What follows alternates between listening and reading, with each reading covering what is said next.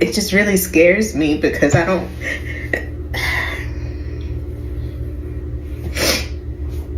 have anybody to like lean on.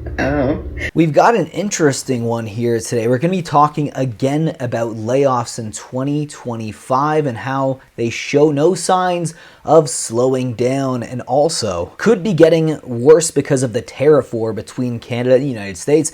There is a lot of shared corporations between the two countries.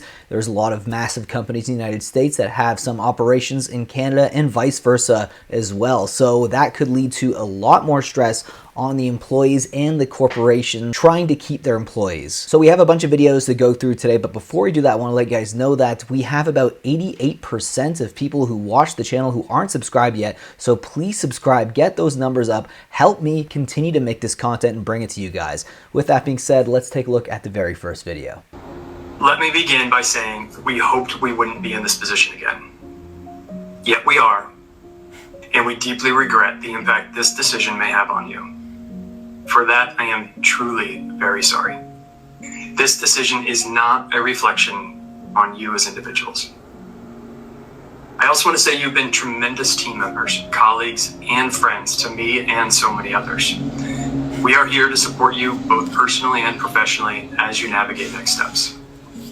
We will begin deactivating all systems access at this time. At this time, I will end the call.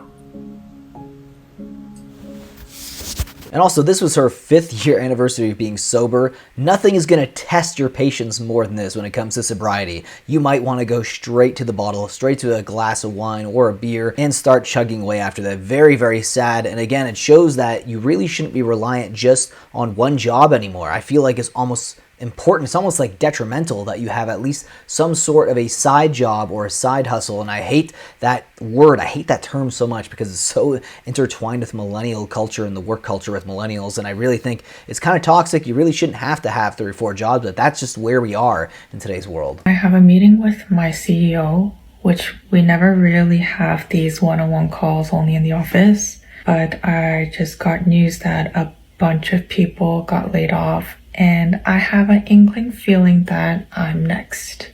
The meeting starts in 10 minutes, and yeah, we'll let you know if I end up getting laid off. Well, it's official. I just got let go.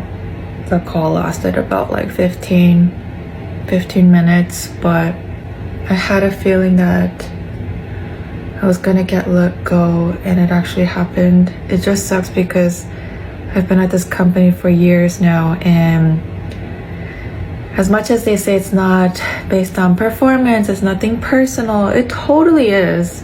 And it's shitty that the company just wasn't doing well. It's funny how she says it feels like it was personal, but it's also crappy that the company's not doing well. I don't know why you have that much empathy for your employer if they're just going to lay you off like that. Like, I understand you shouldn't like quiet quit necessarily at your job, or you just don't care, you're not putting any effort into your job. But if you think that it's personal, I don't know why you go to bat and start defending the company. That's just me. It just felt kind of odd. Hello. Hey, Simon, how are you? I'm good. How are you doing? Hey, thanks for making time on short notice, and sure, my invite was rambling and not awesome, and you do not have to turn your camera on if you don't want to. I have a couple of notes to share with you, but I'll be glad to get those notes to make sure I cover things, but I will also follow up with an email so you don't have to retain everything I'm going to say. I made the difficult decision to restructure the XD org, and as a result, reduce the size of the org, and unfortunately you're impacted by this change. So your last working day is today, but the good news is you'll be paid through February 2nd. Those are the most important pieces of information. Your system access as an employee will be turned off at some point today. I'm not sure when exactly. In your Workday and Benefits portal, you'll still have access to until February 2nd as an employee, and then after that, you'll have access to it as an alumni. And then I'm going to email you the specifics of your severance, benefits, and a few other details that will probably be helpful later, and be ready to go through them. it'll take for things to work out. And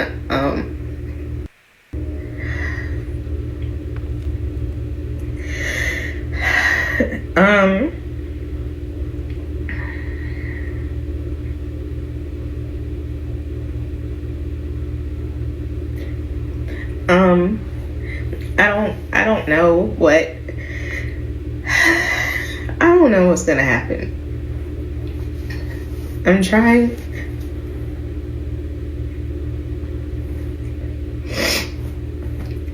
to have faith that everything's gonna work out eventually. I just don't know how long it'll take for things to work out. And it just really scares me because I don't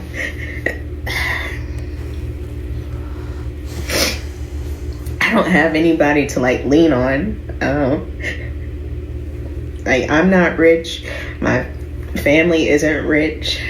This is a woman who just purchased the house as well. She's single, she has no one really to lean on. She just made the biggest purchase she's ever gonna make in her entire life, which is ultimately scary. And if you're in the United States, you do have a fixed mortgage at least. So if you could find a way to pay the mortgage and you don't need to qualify, again, here in Canada, you have to qualify for your mortgage every 5 years as a renewal. It's kind of brutal. I'll talk about it a little bit later in the video, but that just really sucks. Yeah, sometimes you feel it even harder when you've just made a massive purchase. The hardest part of being laid off is really realizing that these people are just not your friends.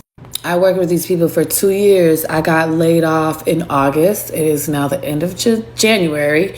I have not heard from anybody, like not one person. But what I can see is them looking at my LinkedIn, like stalking my LinkedIn. I could see you when you do that. But it's like you work with these people for years and they don't care about you. But then on the other hand, if you aren't social with them, then you're a bitch and you are also on the chopping block, so you can't win. No, I was not laid off due to any performance. Like, in fact, my performance was phenomenal. Like, I blew it out the water. I know my salary was a little bit higher than everyone else's, so I'm just gonna chalk it up as that. But when you're either not personable enough or too personable, you will always be on the chopping block, especially if you're a person of color. Like, I have to so I gotta overlaugh, overperform, go to these happy hours that I probably don't even want to go to because honestly, I don't like drinking at work no more. All for y'all to just forget about me. Like, I have to create fake friendships that take my energy from my real people for y'all really not to give two craps about me. It is really funny when she did mention the LinkedIn thing. I've noticed that as well. After I was laid off at my job, I did notice that once in a while it would be like someone from, and then it would have the name of my company, has looked at your profile in the last few days, and it's just funny. I think one of the reasons why is they want to see how good you're doing, like how you're handling it. Sure, but they're not reaching out to you directly and asking you how you are. They're just literally creeping on you. Or they want to see if you get another job, because if you have another job, they might kind of message you, give a little elbow, like, hey, how's everything going with the other job? Because they might also be thinking of jumping ship, or they're afraid for their jobs as well. This last video is about going on EI potentially, but also having a mortgage to pay, and that is a situation in Canada that is pretty rough. I'll talk about it after this video as well. So I was part of a mass layoff, and today was my last day of work.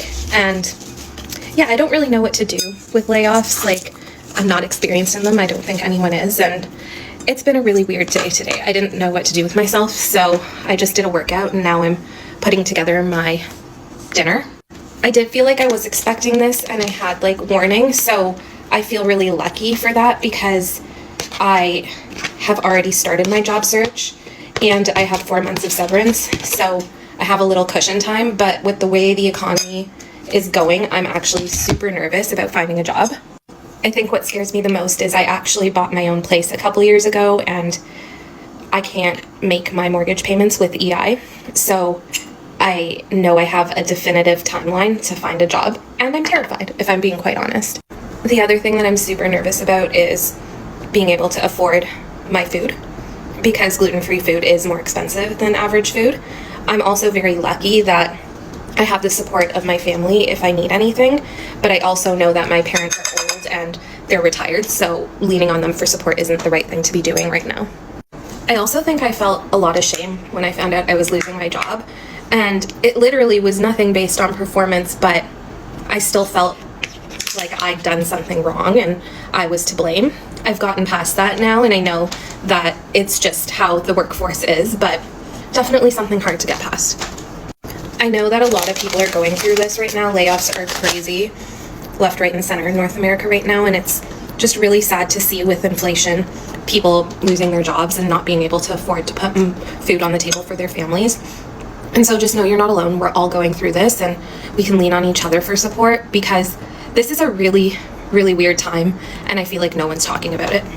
So when she mentioned EI, so here in Canada, that's called unemployment insurance. If you're in the United States, you might not know this, but you can't really pay your mortgage on EI. In the States, if you have a fixed term mortgage, it doesn't really matter how you come up with the money as long as you're paying your mortgage. But in Canada, when you have your mortgage renewal, while yes, you might be able to pay the mortgage technically if it's enough to cover the mortgage, then you'll be okay to maybe get the renewal, but a lot of times that isn't really the case. In fact, while unemployment insurance can be used as a source of income for mortgage payments, in certain situations it's not a guaranteed path to mortgage approval, and lenders may require additional proof of income stability. So a major bank may not give you that mortgage renewal, and then you're kind of forced to sell your house, which is a really shitty situation to be in if you really think about it. Anyways, guys, I hope you enjoyed today's video. I mean, enjoyed is probably not the right word. I hope you learned something. I hope you have your own thoughts that you can share in the comment section as well to help other people out, especially if people are going through this as well. Anyways, I will see you in the next one. Take care.